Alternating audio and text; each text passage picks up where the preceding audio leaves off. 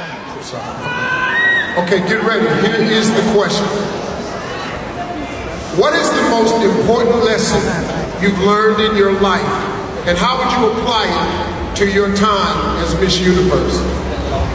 I work a lot in the slums of Tondo, Manila, and the life there is it's poor and it's very sad. And I've always taught myself to look for the beauty in it, to look in the beauty in the faces of the children, and to be grateful. And I would bring this aspect as a Miss Universe to see situations with a silver lining, and to assess where I could give something, where I could provide. Also people to be grateful, we could have an amazing world where negativity could not grow and foster, and children would have a smile.